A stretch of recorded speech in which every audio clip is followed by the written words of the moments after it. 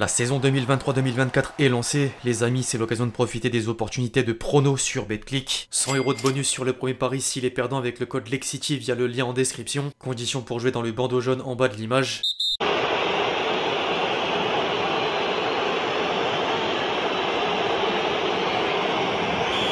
L'équipe, j'espère que vous allez bien. Aujourd'hui, l'atmosphère est on ne peut plus particulière du côté de Lyon. Hier, ce qui devait arriver arriva. L'OL s'est fait balayer par le PSG à domicile et les supporters lyonnais ont des raisons d'afficher leur colère.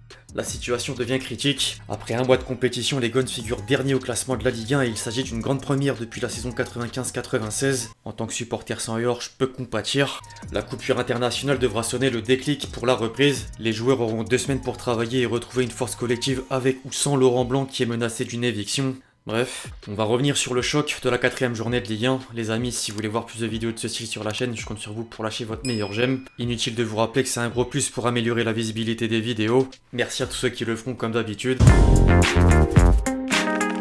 L'expression 2 salles 2 ambiances résume plutôt bien le sentiment apparent au sein de la presse du jour. Paris a relancé la machine tandis que Lyon s'enterre dans un puissant fond. Le Progrès constate le bilan des hommes de Laurent Blanc avec un clin d'œil à la rentrée scolaire en titre. L'OL est 18ème au classement de la Ligue 1 et le quotidien régional précise qu'il le sera pendant 2 semaines. En parallèle, le rouleau compresseur parisien est représenté par Mbappé qui s'est offert un doublé. L'équipe s'est au passage permis un jeu de mots en lien avec les intentions de vengeance de Jean-Michel Aulas envers John Textor. L'ancien président lyonnais a causé le gel des comptes du club rhodanien et ne cesse de mettre des bâtons dans les roues à son successeur.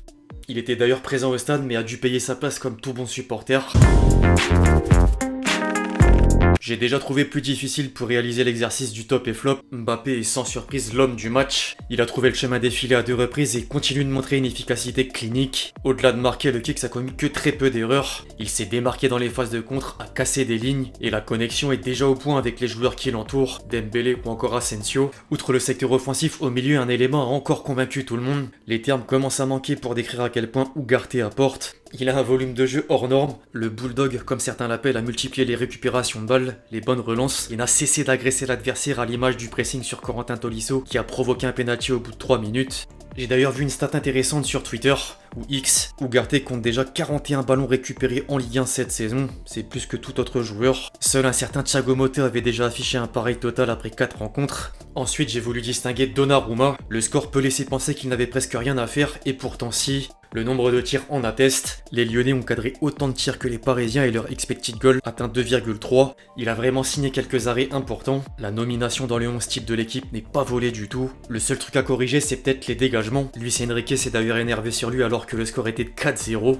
Il n'y avait rien de personnel pour autant, encore heureux. C'était une situation de jeu sur laquelle ils avaient travaillé à l'entraînement et qu'il faut améliorer. L'ancien sélectionneur de l'Espagne rappelle que c'est un joueur de classe mondiale et qu'il a tout son respect. On est plutôt sur l'exigence. De l'autre côté, désormais, il y a tellement de possibilités que j'ai même pas voulu sélectionner 3 joueurs. Je veux plutôt pointer du doigt une prestation collective désastreuse et un entraîneur qui paraît impuissant. On va quand même essayer de moins noircir le tableau et retenir des choses positives. Lyon avait des actions mais a manqué d'efficacité dans le dernier geste. La suspension de Lacazette n'était pas d'une grande aide, au contraire. En plus du dernier geste, j'ai matière à imaginer que certaines recrues vont se dévoiler. Ernest Nuama est par exemple un motif d'optimisme. Il n'hésite pas à tenter même dans les petits espaces avec ses qualités de dribble, de vitesse ou encore de créativité. Encore faut-il un sursaut d'orgueil général. En dehors du terrain, la soirée était mouvementée du côté des tribunes. Le COP lyonnais a arboré quelques banderoles et l'une d'entre elles a attiré mon attention. Quittez votre club formateur pendant la tempête, vous êtes des merdes. Malo Gusto, Loukeba et surtout Barcola ont pris tarif.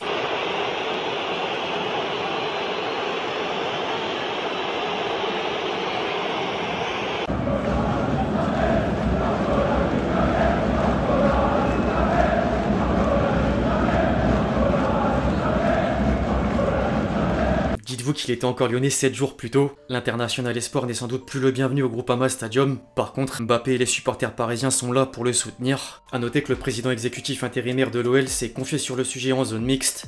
Je cite, « C'est normal qu'ils exigent qu'on se batte et qu'on mouille ce maillot. Je trouve qu'ils ont raison. On reste 4 ou 5 ans, on est fiers du maillot et après, pas de problème, on va faire une carrière européenne. » Culotté, pour le coup, à mon sens. Je pourrais en dire autant d'un certain Jean-Michel Aulas dans le dernier Téléfoot. L'ancien patron de l'Olympique Lyonnais a déclaré que jamais il n'aurait vendu Barcola. Jamais. Qu'on se le dise, pour 50 millions d'euros, il l'aurait amené avec son véhicule personnel. C'est sûr. Au rayon des banderoles après Barcola, celle de Lolo White valait le détour. Laurent Blanc, si tu n'as plus les couilles de te battre, démissionne. Référence aux récentes déclarations lunaires de Laurent Blanc. Ceux qui voulaient une réponse du principal concerné, elle s'est pas fait attendre. Personnellement, ce que j'ai trouvé le plus choquant, c'est son analyse du match. En ce moment, dans la période où nous sommes peut-être trop ambitieux dans le jeu. Trop ambitieux, il a dit. C'est pas faute de dire que dans les 5-10 premières minutes, il faut pas prendre trop de risques, donner le bâton pour se faire battre. Malgré ça, on n'est pas attentif. Je vais laisser les mots doux pour les supporters lyonnais dans les commentaires. En parlant des supporters lyonnais, le capot des Bad Guns s'est exprimé devant les joueurs à l'issue de la rencontre et lui n'a justement pas mâché ses mots. À vous, l'effectif de l'Olympique Lyonnais 2023-2024, le message s'adresse à certains d'entre vous, à ceux qui assument le statut de cadre du vestiaire. Le message, il est clair, s'il y a des cadres dans le vestiaire, ils n'ont plus le droit de se taire. Vous portez le maillot de l'Olympique Lyonnais. D'autres l'ont porté et l'ont glorifié avant vous. Vous n'avez pas le droit de le salir. Entre autres.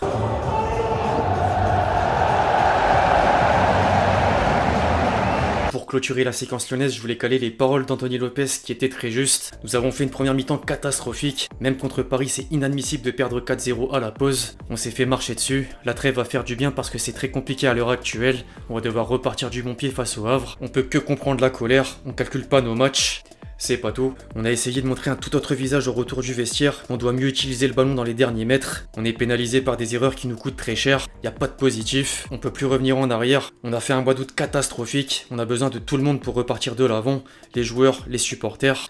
À faire, à suivre. Le contraste est sans appel et logique avec les réactions parisiennes. Luis Enrique se dit satisfait du résultat mais a encore besoin de plus en termes de possession et pour choisir le moment d'attaquer en profondeur. L'exigence c'est vraiment le mot d'ordre. Vitinha affirme également que le PSG pouvait faire plus. On peut faire mieux encore. On a gagné 4-1, on pouvait gagner 4-0 et même encore un peu plus avec tout le respect pour Lyon. Après le 4-0 à la mi-temps, on doit faire plus en deuxième. Je pense qu'on a lâché un peu et on ne peut pas faire ça. Il faut en mettre 4, 5, 6 ou 7. Je pense qu'on a un peu joué facile et ça peut pas passer.